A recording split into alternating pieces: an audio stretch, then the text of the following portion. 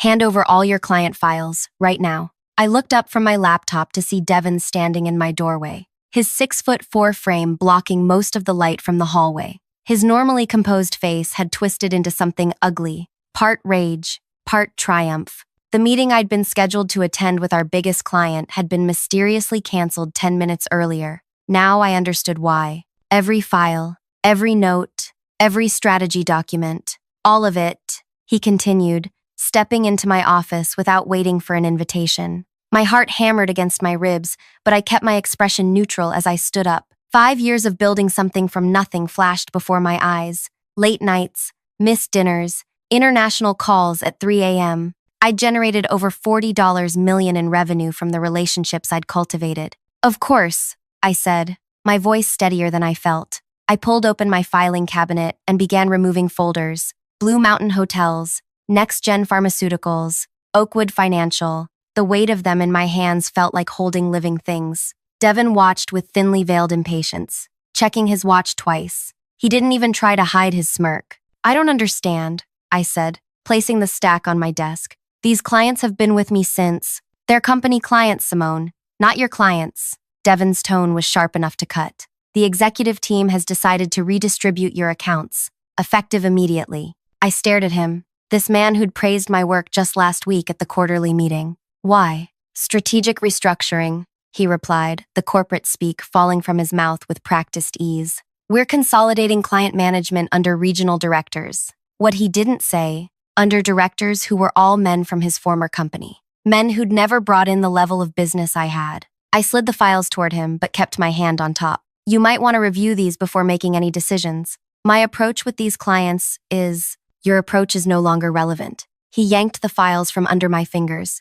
Clear out your personal items by end of day. HR will escort you out at 5. As he turned to leave, he paused. Oh, and don't get any ideas about contacting the clients directly. Your company phone and laptop will be deactivated within the hour, and we've already informed them of the transition. When the door closed behind him, I sat perfectly still, breathing through the burning in my chest. 5 years. 5 years of building relationships so strong that clients called me before their own team members when crises erupted. And now it was being handed to people who couldn't even pronounce their names correctly. Before I continue with what happened next, I need to take a quick moment to say something. If you're enjoying this story so far and want to hear how it unfolds, please hit that like button and subscribe to the channel. Comments mean everything to storytellers like me, so drop your thoughts below. Now, let's get back to that day that changed everything for me. My name is Simone Alvarez. At 34, I was the youngest senior client partner at Baker Strategic Consulting. I'd built my reputation on one simple principle. I treated clients like actual human beings, not walking checkbooks. I hadn't always been in consulting. For 8 years, I'd worked at a nonprofit focused on microloans for women entrepreneurs in developing countries. I'd traveled to 27 different countries, sat in makeshift homes, and listened to women tell me their dreams for building businesses. I learned that business wasn't just spreadsheets and profit margins. It was deeply personal. When I transitioned to corporate consulting, I brought that perspective with me. Where other consultants saw problems to solve, I saw people navigating complex challenges. My files contained more than just strategies and data points. They held personal notes about clients' families, their worries, their true business goals beyond what they shared in boardrooms. Devin had arrived as our new CEO just 11 months earlier, brought in to accelerate growth. He'd come from a larger firm with a reputation for aggressive expansion and equally aggressive cost-cutting. From his first day, I sensed his discomfort with my approach. Your client retention rate is impressive, he'd said during our first one-on-one meeting, but your billable hours per client are 22% below target. That's because I don't bill them for every conversation, I explained. Building trust sometimes means putting in time off the clock. He'd stared at me like I'd suggested we conduct meetings underwater. That's not how this industry works. But the results spoke for themselves. My client satisfaction scores were perfect. Referrals from my clients accounted for 40% of the company's new business last year. The chairman of the board had personally thanked me at the holiday party. None of that mattered to Devin, who saw my methods as inefficient and my close client relationships as a threat to the company's control. As I packed up my personal items, framed photos, a potted plant from my assistant, a collection of thank you cards from clients, My phone buzzed with a text from Layla, our HR director. Devin just canceled all your client meetings for the next 2 weeks. Says you're taking personal leave. What's happening? My hands froze over the box. They weren't even waiting until tomorrow to start erasing me. I typed back, he's redistributing my clients. I'm out. 3 dots appeared, disappeared, then reappeared. Finally, that's insane. The board approved this? Doubt it. Strategic restructuring, apparently. I finished packing, then sat down at my computer. I had less than an hour before my access was cut off. I couldn't download client files. That would violate my contract. But there was nothing preventing me from sending a simple email to myself. I opened a blank document and began typing from memory. Not strategies or proprietary information, just a list of names. Every client contact I'd worked with over 5 years. Their roles, their communication preferences, the challenges they'd shared with me in confidence, the things that couldn't be gleaned from a file but made all the difference in serving them effectively. I just hit send when my screen went black. They'd moved faster than expected. Walking out of the building that afternoon felt surreal. Security didn't escort me. Apparently, Devin hadn't bothered to alert them, but Layla met me at the elevator. "This is wrong," she whispered, hugging me goodbye. "Everyone knows it. It's business," I replied, the words tasting bitter. "No," she said firmly. "It's ego, and it's going to backfire." I didn't know then how right she would be. At home, I poured a glass of wine and sat on my balcony, watching the sunset paint the city gold. The shock was wearing off, replaced by a hollow ache. Those clients weren't just accounts to me. I knew which ones were fighting for their jobs, which ones had children with health problems, which ones took calls at odd hours because they were caring for aging parents. Devin and his team would discover quickly that my files contained detailed strategies, thorough analysis, and clear recommendations. What they wouldn't find were the keys to the relationships I'd built, the small details that made clients feel seen, understood, and genuinely supported. My phone rang, a number I didn't recognize. I let it go to voicemail, then another call, and another. By 9 that evening, I had 17 missed calls, 6 from unknown numbers, the rest from people at Baker, Devin, the COO, 2 board members.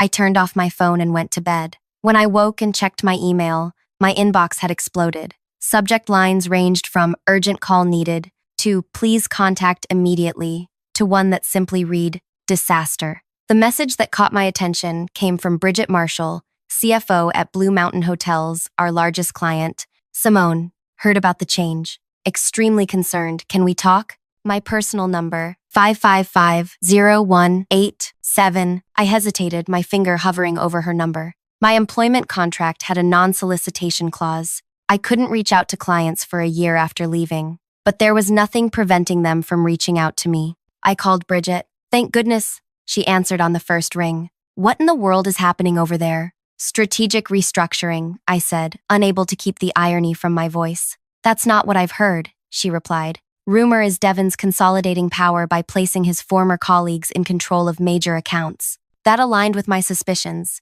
but hearing it confirmed sent a fresh wave of anger through me. "I can't comment on internal matters." "Well, I can comment on our contract," Bridget said. "We signed with Baker because of you, Simone. You know our business inside and out." This morning, I received an email introducing someone named Bradley as our new primary contact, a person I've never met who apparently specializes in hospitality. He's requested a meeting to review our current strategy. My stomach twisted. Bradley Davidson, one of Devin's former colleagues who joined 3 months ago. He'd spent exactly 2 years at a mid-tier hotel chain before becoming a consultant. "I have to work with whoever Baker assigns," I said carefully. "No, actually, you don't," Bridget replied. "Our contract has a key person clause. Section 12.4 specifically names you as essential personnel." I nearly dropped the phone. I'd forgotten about that clause, something the company's previous CEO had agreed to for our top 5 clients. "If you're removed from our account without our consent," Bridget continued, "we can terminate without penalty." The implications hit me like a physical blow. Blue Mountain represented nearly $5 million in annual revenue for Baker. If they walked, "I need to think," I said. "This is complicated." "It's about to get more complicated," Bridget replied. "I'm not the only client who's upset. Tracy from NextGen called me this morning. So did Michael from Oakwood. By noon, I had received calls from executives at 7 different client companies. All expressed the same concern. They'd built relationships with me, trusted my guidance, and were uncomfortable with sudden changes. 3 had key person clauses in their contracts. I spent the day alternating between anxiety and a growing sense of vindication. My phone continued to ring with calls from Baker. The number of voicemails and texts had grown to 38. Around 4 in the afternoon, I received a call from Josephine Tanner, chairwoman of Baker's board of directors. "Simone," she said when I answered, "thank you for taking my call. We have a situation that requires immediate resolution." "I'm listening," I replied, keeping my voice neutral. "There appears to have been a significant miscommunication regarding the handling of your client relationships." Her carefully chosen words told me everything I needed to know about the panic happening at Baker's headquarters. The board was not consulted on the reorganization that Devon implemented yesterday. "I see. Blue Mountain Hotels has invoked their key person clause and given notice of contract termination. NextGen Pharmaceuticals and Oakwood Financial are threatening to do the same." I remained silent, letting the weight of her words hang between us. "The board has called an emergency meeting for tomorrow morning," she continued. "We would appreciate your perspective on how to resolve this situation." My heart raced. This was my moment, to either seek revenge or take the high road. The power dynamic had shifted dramatically in less than 24 hours. "I'll need to think about it," I said. "Please do," she replied. "And Simone, for what it's worth, many of us believe this should never have happened." As I ended the call, I noticed an email that had arrived while we were speaking, from Devon. Subject: Urgent meeting request. Simone, clear misunderstanding about yesterday. Need to discuss immediate reinstatement. Available anytime. I stared at my screen, a slow smile spreading across my face. Devon, who had dismissed me without a second thought yesterday, was now scrambling to undo the damage. But there was something he didn't know, something that would change everything. Early the next morning, my doorbell rang. I opened it to find a courier holding a small envelope. Delivery for Simone Alvarez. Signature required. Inside was a handwritten note from Josephine Tanner. "Board meeting at 10 a.m. Car will pick you up at 9:15 if you're willing to attend. Please call to confirm." I sat at my kitchen counter, turning the card over in my hands. Going back into that building would feel like walking into the lion's den. But there was something satisfying about being invited back just 36 hours after being dismissed. I called Josephine and confirmed I would attend. At 9:15 sharp, a black sedan pulled up outside my apartment building. The driver opened the door without speaking, and I slid into the back seat, smoothing my navy dress, the one I reserved for high-stakes presentations. 20 minutes later, we pulled into the underground parking garage of Baker's headquarters. Instead of the main entrance, the driver led me to a service elevator that opened directly into the executive floor, avoiding the spectacle of my return through the main lobby. Layla was waiting when the doors opened. 57, she whispered, hugging me quickly. "What?" 57 missed calls to your phone. Devon called IT last night, trying to get them to remotely access your personal devices. My blood ran cold. "He can't do that." "He tried. It refused. Said it would be illegal." She glanced over her shoulder. "The board's already in there. Devon's been pacing the hallway for an hour." As if summoned by his name, Devon appeared around the corner. When he spotted me, relief washed over his face, quickly replaced by what I recognized as his business smile. All teeth, no warmth.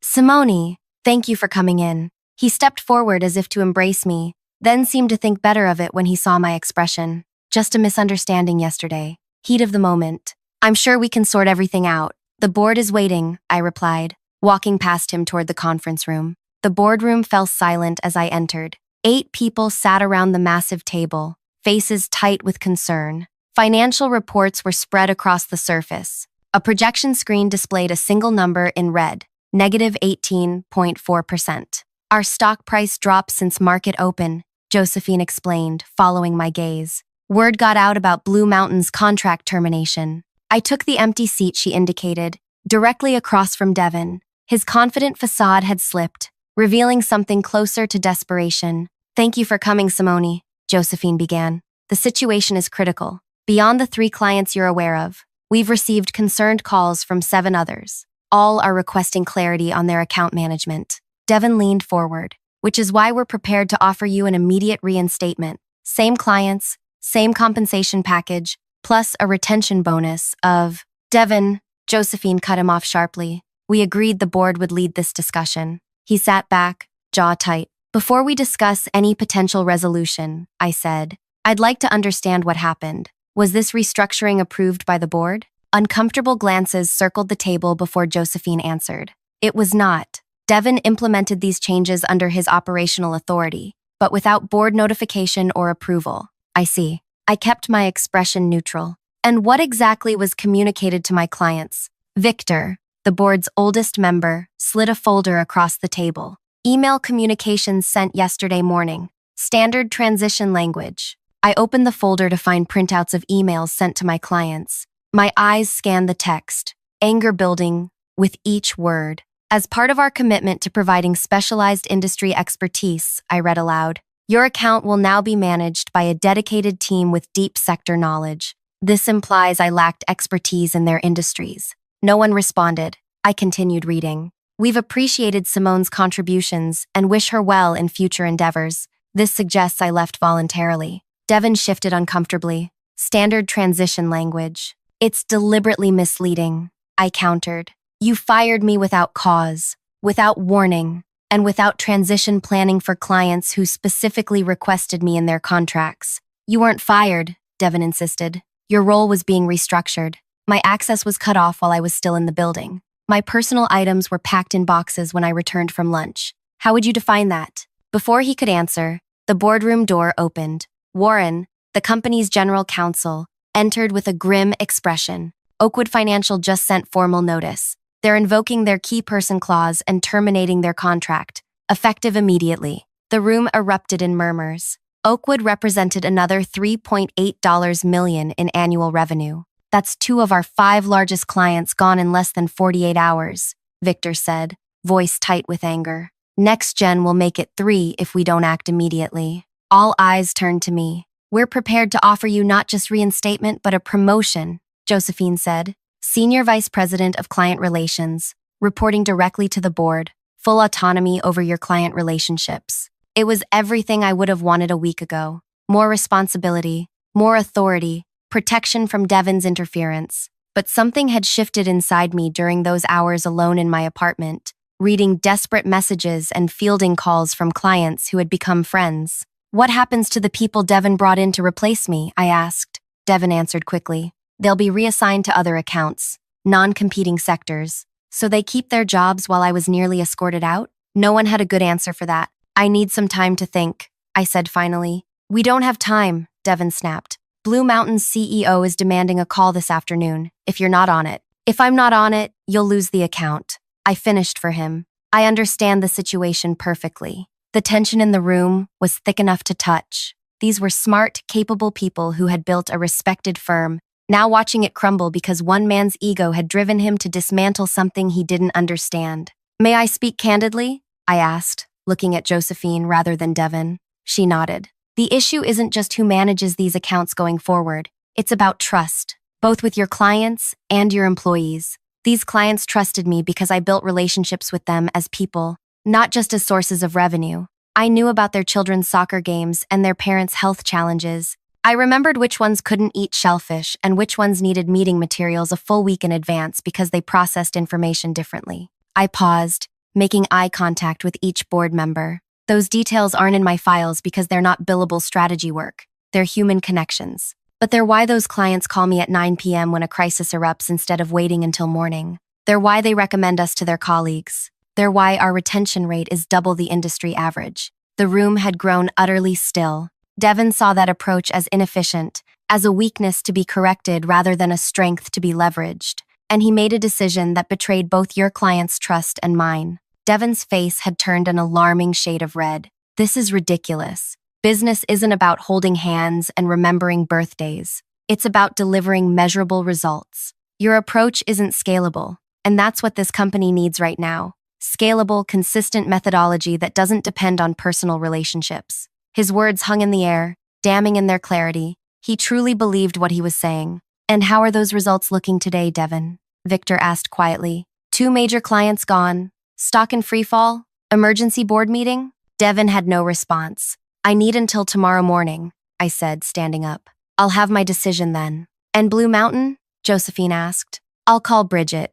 Ask her to give us 24 hours before making any final decisions. Relief visibly washed over the room. Thank you, Simone, Josephine said. We'll await your decision. As I gathered my things, Devin stepped close, voice low. This doesn't have to be adversarial. We both want what's best for the company. I looked into his eyes, seeing for the first time not malice but genuine incomprehension. He truly couldn't understand why his approach had failed so spectacularly. No, Devin. You want what's easiest to measure, track, and control. Those aren't the same things. I left through the main lobby this time, exchanging warm greetings with staff who looked surprised and delighted to see me. Several whispered quick words of support as I passed. We miss you already. Don't let them push you around. This place isn't the same without you. By the time I reached the street, my resolve had crystallized. At home, I called Bridget at Blue Mountain. They want you back, don't they? She asked without preamble. They've offered me a promotion. Direct report to the board. She laughed softly. Of course they have. The question is, do you want it?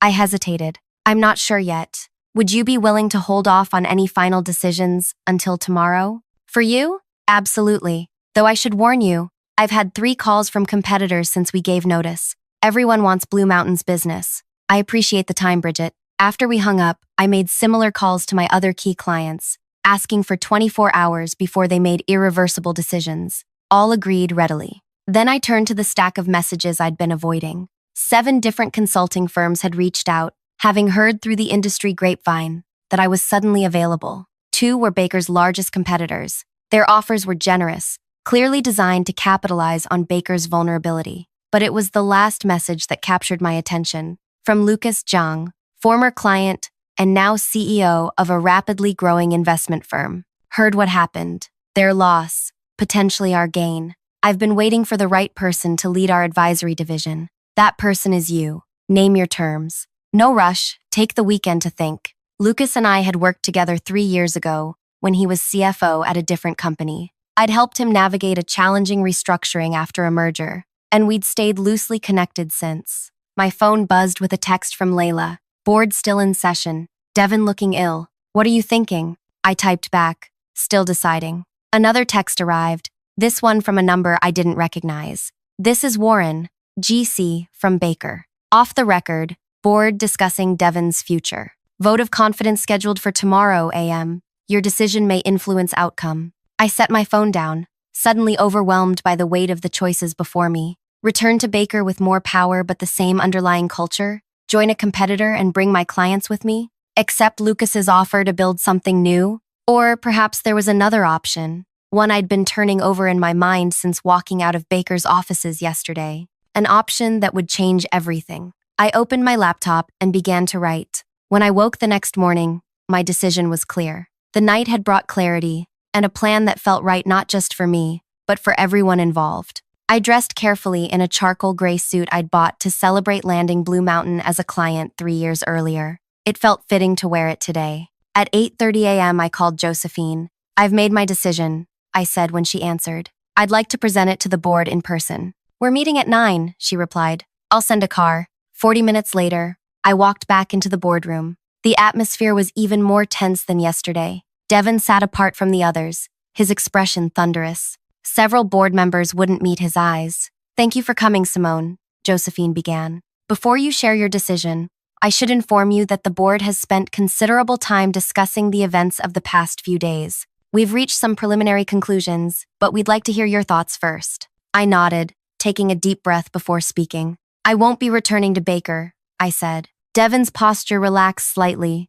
a hint of satisfaction crossing his face. However, I continued, I'm not joining a competitor either. Now everyone looked confused. I've spent the last day speaking with each of my clients. We've had long, honest conversations about what they need and what would serve them best. What became clear is that they don't just want me. They want the approach I represent, the personalized attention, the deep understanding of their businesses and challenges, the human connection. I opened my laptop and turned it to face the board. This is a proposal for a new arrangement, one that benefits Baker, preserves client relationships, and creates a path forward that honors what we've all built together. Josephine leaned forward, scanning the document on my screen. A strategic partnership? Yes, I'm establishing an independent advisory practice focused exclusively on relationship management and strategic guidance. Baker would continue to provide the technical implementation, data analysis, and specialized services you excel at. You want to take the client relationships with you,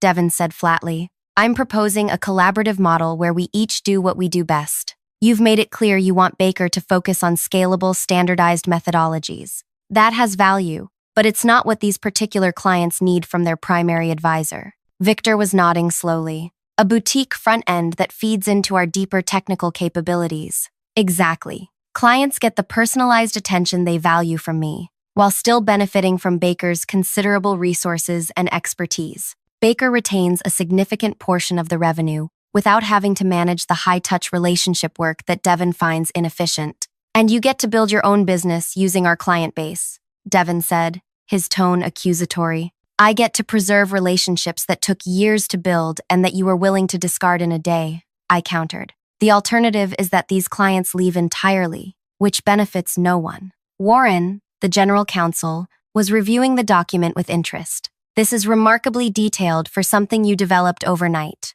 I smiled slightly. I've had contingency plans for years. Any good consultant does. You've already discussed this with the clients? Josephine asked. In principle, yes. All have expressed enthusiasm for the arrangement, pending board approval. 4 have verbally committed to remaining with this hybrid model rather than following me to a competitor or seeking new representation altogether. The energy in the room shifted as the implications sank in. This wasn't just a solution to the immediate crisis. It was a new business model that could potentially work for everyone. Everyone except Devin, whose centralized control would be diminished. This is completely unorthodox, Devin objected. It creates massive complications for account management, billing structures, all addressed in the proposal, I interrupted calmly. Pages 4 through 7 outline the operational framework. The board members were exchanging glances, a mix of surprise and consideration on their faces. We'd need time to review this properly, Josephine said. Of course, but we do have an immediate issue to address. Blue Mountain, NextGen, and Oakwood are waiting for a resolution. I've bought us until noon today. Josephine turned to Warren. Can we create interim agreements to stabilize those relationships while we evaluate the full proposal? He nodded. We could draft transitional terms by 11 a.m. This is insanity, Devin interjected. You can't seriously be considering letting an employee walk out with our largest clients and then paying her to manage them. Former employee, Victor corrected. An employee you dismissed without board approval, triggering a crisis that has already cost us millions in market capitalization. The room fell silent. Devin's face flushed. Perhaps, Josephine said carefully, we should discuss this proposal without Devin present, given the apparent conflict. Excuse me? Devin's voice rose. I'm the CEO of this company, and you serve at the pleasure of this board, Victor reminded him. A board that was scheduled to hold a vote of confidence regarding your leadership this morning. I felt a twinge of sympathy for Devin as he looked around the table, seeing the united front against him, but only a twinge. He had created this situation through his own arrogance and refusal to value what he couldn't quantify. I'll step out to give you privacy for your discussion, I said, standing. Thank you, Simone, Josephine replied. We won't keep you waiting long. In the hallway, Layla was hovering nearby, pretending to organize files at a cabinet. Well, she whispered. They're discussing it, I said quietly. Devin's not happy. She glanced at the closed door. He's been impossible since yesterday, blaming everyone but himself.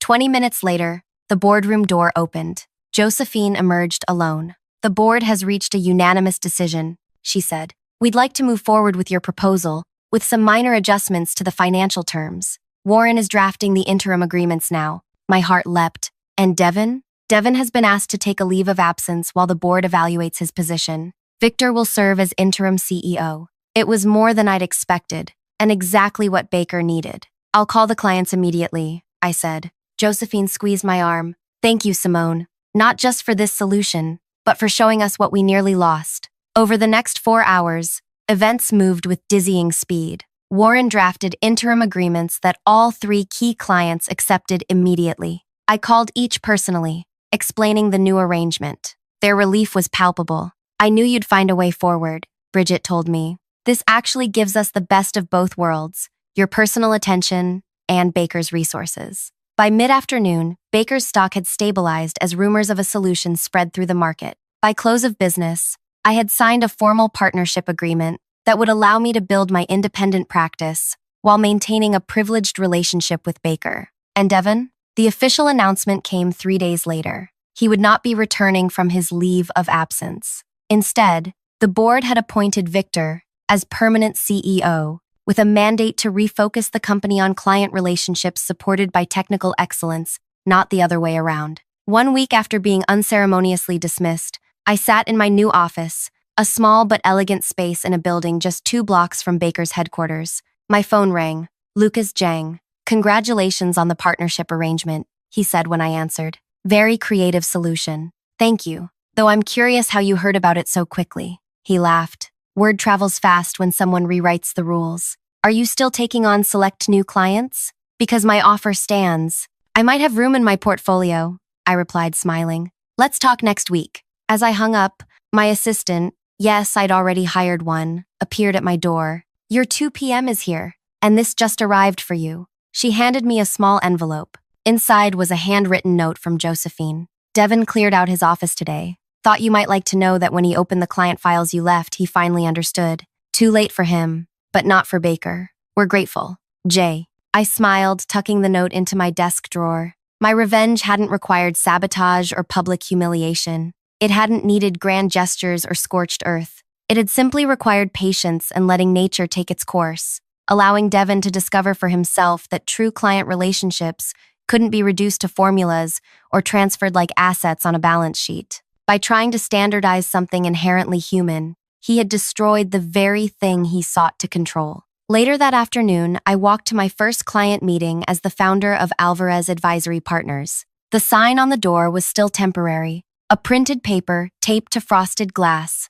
but it represented something permanent, the validation of an approach that valued human connection as the foundation of business success. My phone buzzed with a text from Bridget. "Board approved the expanded contract. Dinner to celebrate next week," and another from Victor. "First week as CEO nearly done. Already implementing the relationship.